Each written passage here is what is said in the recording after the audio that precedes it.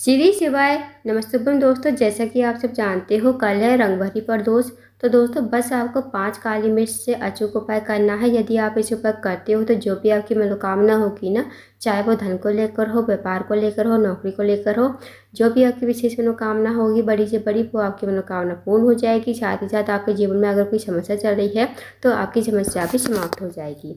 पूज्य गुरु जी कथा को सुनकर उपाय को अच्छे से समझाने का प्रयास करेंगे। तो आइए दोस्तों जानते हैं उपाय कैसे करना है। पहला जो उपाय है दोस्तों वह है अपने परिवार को खुश रखने के लिए, अपने परिवार में एकता बनाए रखने के लिए और साथ ही साथ मनोकामना पूर्ति के लिए। यदि आपकी कोई विशेष मनोकामना है तो भी आप इस उपाय को कर सकते हो। इस उपाय को करने के लिए सबसे पहले आपको लेनी है 5 काली मिर्च। साथ ही आपको एक दीपक तैयार करना है। दीपक जो आप तैयार करोगे गोलबाती का घी का दीपक आपको तैयार करना है। यदि आप दोस्तों आप जो है आटे का दीपक तैयार करते हो तो आपको बिना छना हुआ आटा लेना है, उसमें आपको नमक नहीं डालना है।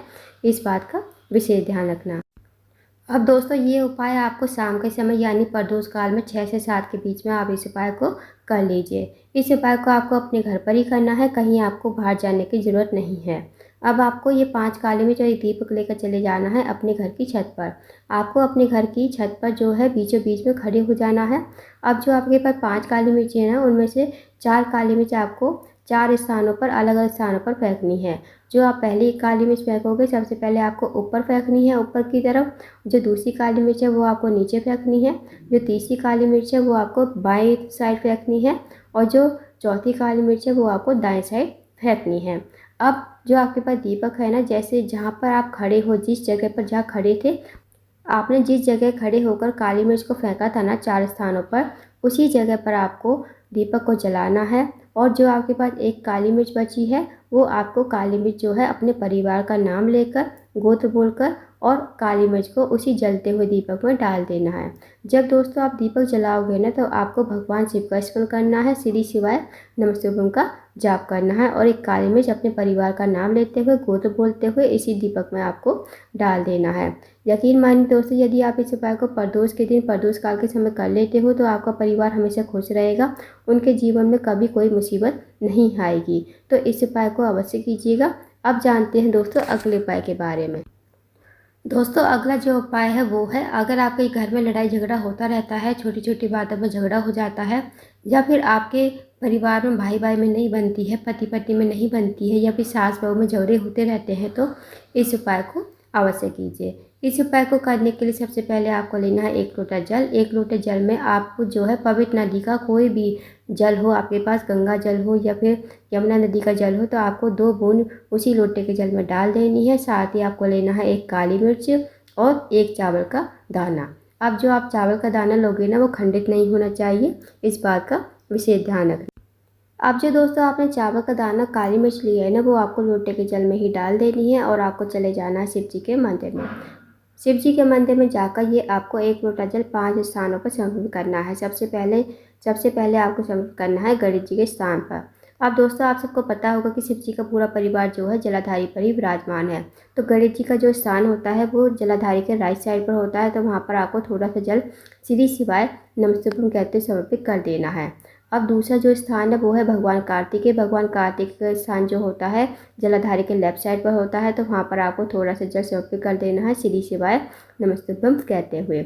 अब जो तीसरा जो स्थान है वो है माता असोसुंदी। माता असोसुंदी का स्थान जलाधारी के बीचों बीच में होता है, मोटी सी लाइन बनी होती है। तो वहाँ पर आपको तीसरे स्थान पर जल समर्पित कर देना है श्री शिवाय नमस्तुभ्यम कहते हुए।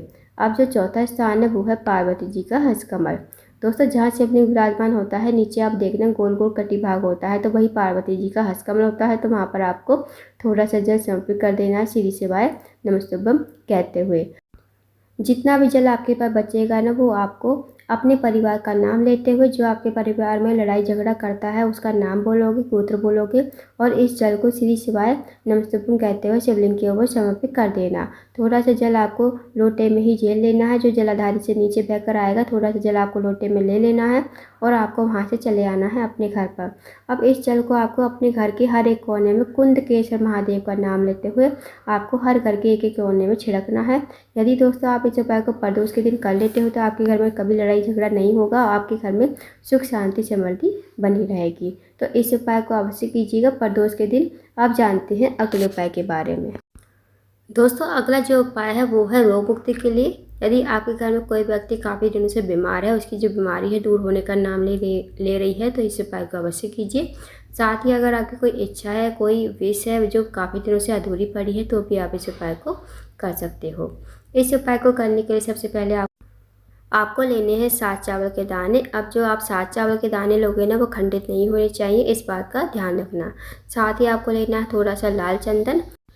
साथ ही आपको लेना है 1 चुटकी हरे मूंग और 1 लोटा जल आपको तांबे के पात्र में लेना है। और साथ ही आपको एक दीपक तैयार करना है। दीपक आप जो तैयार करोगे, लंबी बाती का घी का दीपक आपको तैयार करना है। अब जो दोस्तों आपने जो सारी सामग्री ली है ना, 7 चावल के दाने, 1 चुटकी हरे मूंग और थोड़ा सा लाल चंदन, वो आपको लोटे के जल में ही डाल देना है। आपको इस उपाय को शाम के समय यानी प्रदोष काल के समय करना है। 6 से 7 के बीच में आप इस उपाय को कर लीजिए। अब आपने जो दीपक तैयार किया है ना, वो आपको अपने घर के मुख्य द्वार पर शाम के टाइम श्री शिवाय नमस्तुभ्यम कहते हुए, भगवान शिव का स्मरण करते हुए आपको वहीं पर लगा देना है अपने घर के मुख्य द्वार पर। अब जो आपके पास लोटा जल है ना, वो लोटा जल में जो भी आपने सामग्री डाली है, जब आप दीपक जलाओगे ना, दीपक जलाते ही आपको पहुंच जाना है शिव जी के मंदिर में इस लोटे के जल को लेकर। अब लोटे के जल को लेकर जब आप शिव जी के मंदिर जाओगे ना, तो आपको उत्तर की तरफ मुँह करके खड़ा होना है और आपको पूरा का पूरा जल जो है एक ही बार में शिवलिंग के ऊपर समर्पित कर देना है श्री शिवाय नमस्तुभ्यम कहते हुए। अब जो जल नीचे जलाधारी से बहकर आएगा ना, वो आपको थोड़े से लोटे में झेल लेना है। उसके बाद आपको महादेव से प्रार्थना करनी है। जो भी आपके घर में व्यक्ति बीमार है, उसकी बीमारी के लिए प्रार्थना कीजिए। जो भी आपकी मनोकामना है, विषय अपनी इच्छा कीजिए और आपको भगवान को प्रणाम करके विनती करके आपको अपने घर पर आ जाना है। और जो आपने लोटे में जल झेला था ना, वो आपको अपने घर के हर एक कोने में छिड़काव करना है। यदि आप इस उपाय को कर ले, आपके जीवन की बड़ी से बड़ी मनोकामना पूरी हो जाएगी। साथ ही साथ आपके जीवन में जो भी बड़ा से बड़ा रोग है, वो भी समाप्त हो जाएगा। तो इस उपाय को प्रदोष के दिन अवश्य कीजिएगा। आप जानते हैं दोस्तों अगले उपाय के बारे में।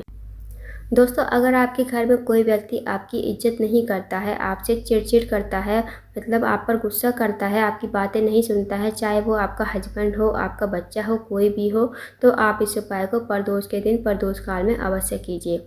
इस उपाय को करने के लिए आपको लेनी है 1 से 2 चम्मच चीनी लेनी है। साथ ही आपको लेना है 1 लोटा जल।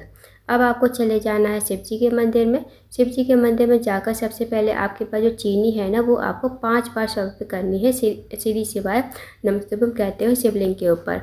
आपको एक ही बार में समर्पित नहीं करनी है, आपको 5 बार, जैसे थोड़ी थोड़ी करके आपको 5 बार शिवलिंग के ऊपर समर्पित करनी है। जब आपकी चीनी जो है 5 बार समर्पित कर दो ना, तब आपको उस चीनी से शिवलिंग के ऊपर अच्छी तरह से लेपन कर देना है। जब आप लेपन करोगे ना, तो आपको उस व्यक्ति का नाम और गोत्र बोलना है जो व्यक्ति आप पर बहुत ज़्यादा क्रोध करता है, आपकी बातें नहीं सुनता है। उसका नाम और गोत्र बोलते हुए आपको शिवलिंग का लेपन करना है। उसके बाद जो आपके पास 1 लोटा जल है, वो आपको शिवलिंग के ऊपर श्री शिवाय नमस्तुभ्यम कहते हुए समर्पित कर देना है।